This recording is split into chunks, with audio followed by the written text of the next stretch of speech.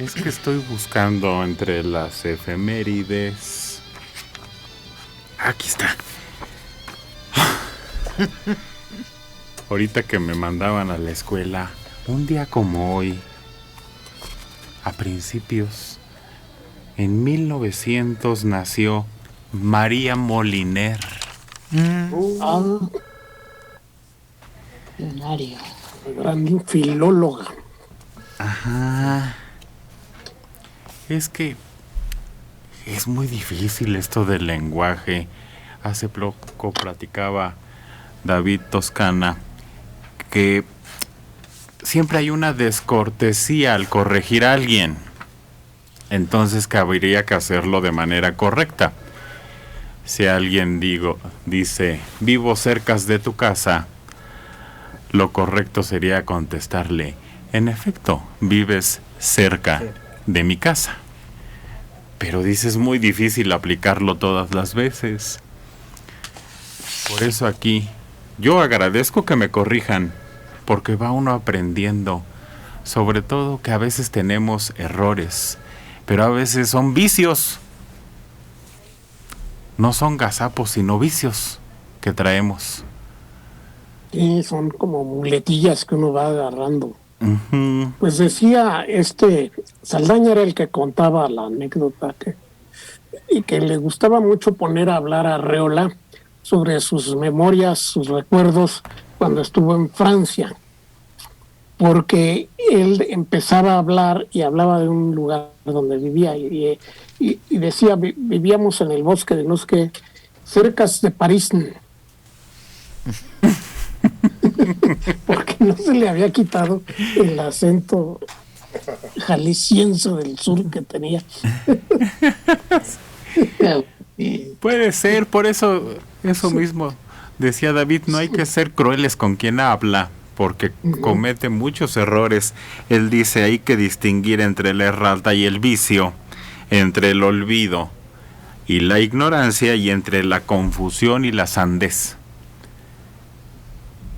Cuando uno está... Y es que ahora es un tormento para la gente bien educada estar viendo el Facebook.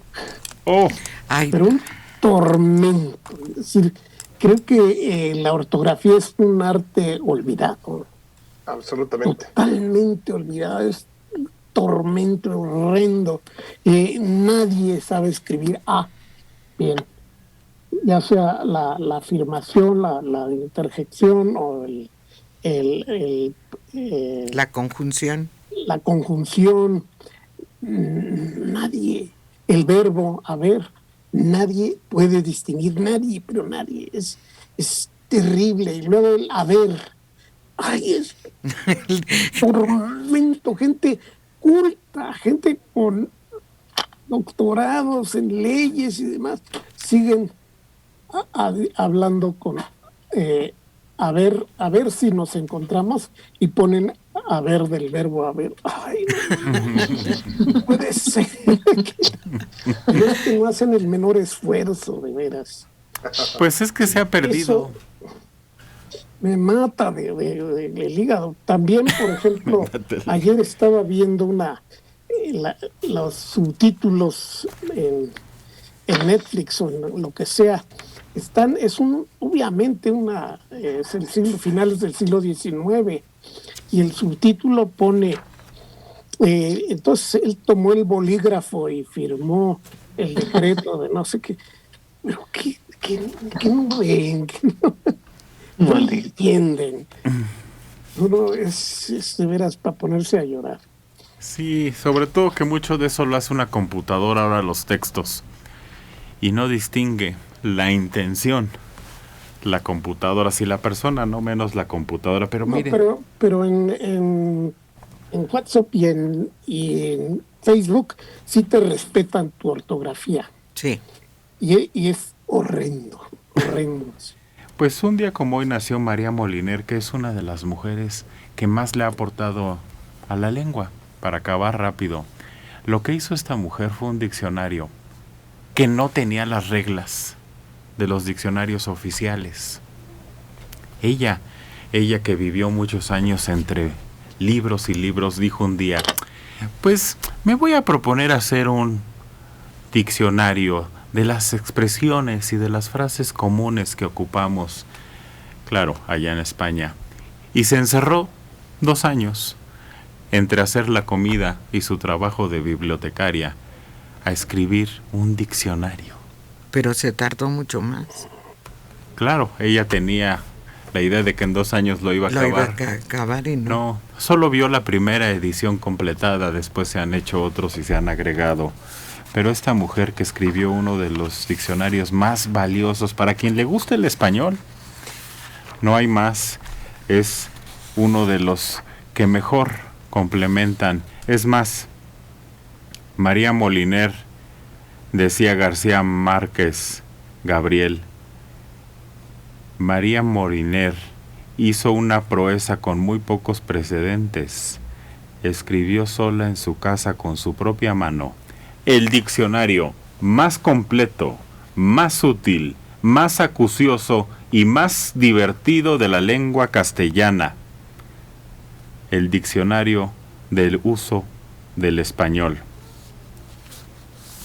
que escribió María Moliner. Sí, porque además pone en la palabra no solo su significado, su definición, su clasificación, sino los sinónimos. Los usos que le damos, Sí, es sí. que el lenguaje va evolucionando y va cambiando. Es vivo. Es vivo. Mira, es que me encontré entre las efemérides en lo que buscaba la de María Moliner. Este es muy importante para los medios de comunicación, porque precisamente 100 años después, en el 2000, María Moliner nació en 1900, 100 años. en el 2000, 100 años después, un día como hoy, pero en el 2000, Jacobo Zabludovsky renunciaba a Televisa. Y era la noticia más importante en los medios de comunicación, la renuncia de un hombre a una compañía a la que había pertenecido casi 40 años, o más de 40 poco años. más de 40 años, porque había estado anteriormente como colaborador en otras áreas, pero en el área de noticias, no, creo que ya me enredé. Ya como conductor había estado 40 años, pero había estado colaborando en el área de noticias.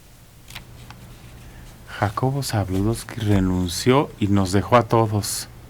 ¡Ah! ¿Y ahora qué pasó entonces?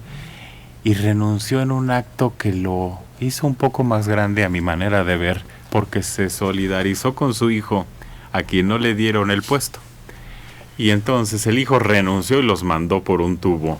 Abraham Zabludovsky, que siempre he pensado que es un hombre muy talentoso, muy talentoso. Cuando el papá se enteró de eso, recogió sus cosas y también se fue. Presentó su renuncia. Cuando se enteró que su hijo salía, él lo acompañó. A nadie le dijo nada. El propio hijo de Jacobo, Abraham, no supo qué pasó. No sabía que su papá había renunciado cuando salía con él, Alejandro. Sí, y de pronto adquirió una independencia como periodista que no había tenido prácticamente en toda su carrera anterior, porque si alguien fue soldado del sistema político priista fue Jacobo Zabludovsky en distintos momentos de la historia, ¿no?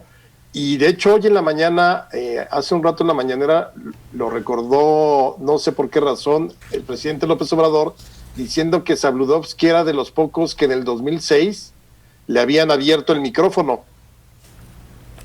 Es cierto. Es cierto. Es que era radicalmente otro Jacobo Zabludovsky. ¿Verdad?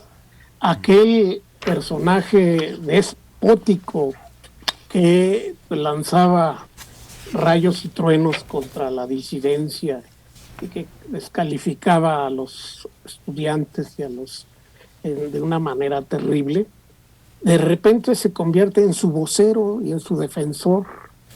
Él viene a ser otra persona.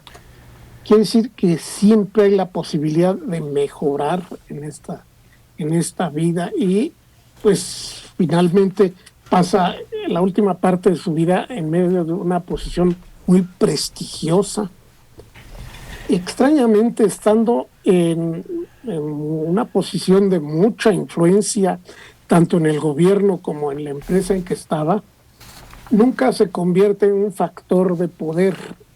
Es decir, nunca adquiere, digamos, una posición de poder en el formal, en el gobierno, o de posición de poder dentro de Televisa como dueño o accionista de importancia.